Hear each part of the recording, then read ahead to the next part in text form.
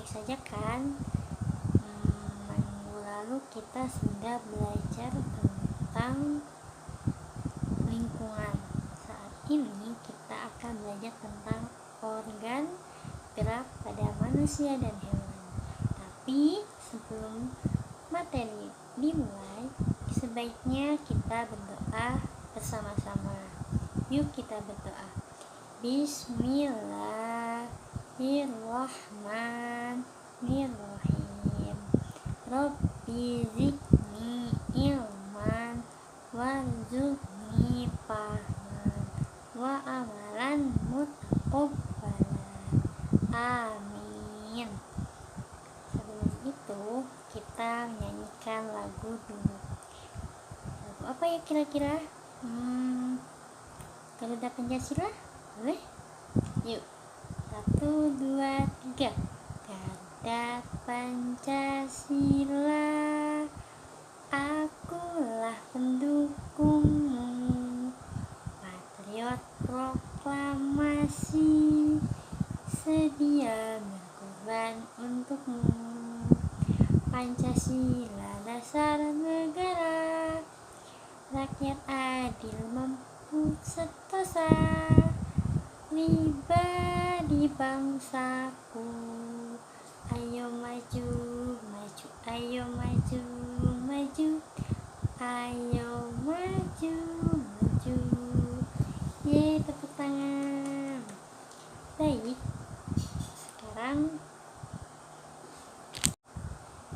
Baik, sekarang kita masuk ke materi inti. Ada yang tahu apa itu gerak atau bergerak? Baik, di sini saya akan menjelaskan tentang apa itu gerak dan bergerak. Gerak dapat diartikan berpindah tempat atau perubahan posisi sebagian atau seluruh bagian dari tubuh sebagai respon adanya rangsangan yang mengenai sebagian atau seluruh bagian tubuh menggunakan organ gerak yang bersusun dalam sistem gerak. Organ gerak bergerak untuk berjalan, berlari, melompat, meloncat, memegang, menggali, memanjat, berenang, dan sebagainya. Jadi kalau kita jalan atau lari atau sedang apapun itu, organ gerak yang ada di tubuh kita itu bergerak. Alat gerak pada hewan dan manusia ini terbagi menjadi 2 bagian. Yang pertama, alat gerak aktif dan alat gerak pasif. Apa sih itu? Yuk kita mulai menjelaskan. Alat gerak yang aktif itu berupa otot. Ternyata di dalam tubuh kita ada banyak sekali otot-otot untuk pergerakan. Yuk. Dan yang kedua ada alat gerak yang pasif. Apa itu? Ternyata berupa tulang-tulang yang ada di tubuh kita itu adalah alat gerak yang pasif. Dari 2 tadi, otot dan tulang bekerja sama dalam melakukan pergerakan. Kerjasama antara kedua alat gerak tersebut membentuk suatu sistem yang disebut sistem gerak. Lalu, kenapa otot bisa disebut alat gerak aktif, lalu tulang disebut alat gerak pasif? Otot karena memiliki suatu senyawa kimia yang membuat otot dapat bergerak. Pada saat otot bergerak, pergerakan otot akan membuat tulang bergerak. Lalu tulang, karena tulang tidak dapat bergerak sendiri tanpa adanya alat gerak aktif yang memengaruhi, tulang, maka tulang-tulang pada manusia dan hewan akan diam dan tidak dapat membentuk alat pergerakan yang sesungguhnya. Jadi kalau misalkan tulang tidak ada ototnya, itu tidak akan bisa bergerak. Ya, di sini saya akan memperlihatkan organ gerak hewan, yaitu hewan kelinci. Kalian bisa melihatnya di sini. Ada beberapa alat gerak hewan pada kelinci. Yuk kita sebutkan satu-satu bersama.